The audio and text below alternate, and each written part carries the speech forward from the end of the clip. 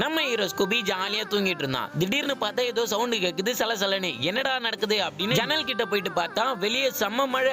ஐயோ போச்சுடா, மிக்ஜாம் புயல் திரும்ப வந்துருச்சு போலடா அப்படின்னு யோசிக்கிறான். அவங்க முதலாளி வேற வரதுக்கான டைம் ஆயிடுச்சு. மழை பெய்யறதுனால தான் அவர் இன்னும் வரல போல அப்படின்னு முடிவு பண்ணி நாம எடுத்துட்டு போய் கொடையை கொடுக்கலாம் அப்படின்னு பிளான் போட்டு கொடையை எடுத்துட்டு போறான். அந்நேரம் ஸ்கூபியோட அம்மா, ஸ்கூபி நீ போறதெல்லாம் கரெக்ட், நீ உன் முதலாளியை காப்பாத்தணும்னு போற, ஆனா உன்னை காப்பாத்திக்கணும் இல்லடா முதல்ல அப்படின்னு. பப்பி இரு வெயிட் பண்ணு, நான் உனக்கு அழகான ரெயின் கோட் செஞ்சு தரேன் அப்படின்னு அழகா ஒரு ரெயின் கோட் செஞ்சு தராங்க. மேல பேப்பர் ஃபுல்லா சுத்திட்டு அவன் தலைக்கும் தலைமுடி நனையாத அளவுக்கு பேப்பரை சுத்திட்டு அழகா பப்பி வாயில அந்த கொடையை வச்சு இப்ப போலாம்டா நீ அப்படின்னு அனுப்பி வைக்கிறாங்க. பப்பியும் மழை எதையுமே பார்க்காம குட்டு குட்டு குட்டுன்னு ஓடுறான். ஏன்னா அவங்க முதலாளி சீக்கிரம் வீட்டுக்கு கூப்பிட்டு வரணும்ல, அதுக்காக தான். அவங்க முதலாளியும் அவங்க ஆபீஸ்ல ஐயோ மழை வேற இவ்வளவு நேரம் வந்துட்டு இருக்கே, நமக்காக நம்ம ஃபேமிலி அங்க வெயிட் பண்ணிட்டு இருப்பாங்களே அப்படின்னு வெளியே பார்க்கும்போது திடீர்னு நம்ம ஸ்கூபி ஓடி வரான். அதுவும் கொடை எடுத்துட்டு ஓடி வரான். இப்படிலாம் ஓடி வருவான்னு அவர் சுத்தமா எதிர்பார்க்கவே இல்லை போல. அப்புறம் ரெண்டு பேரும் ஒன்னா ஜாலியா வீட்டுக்கு வந்துட்டாங்க.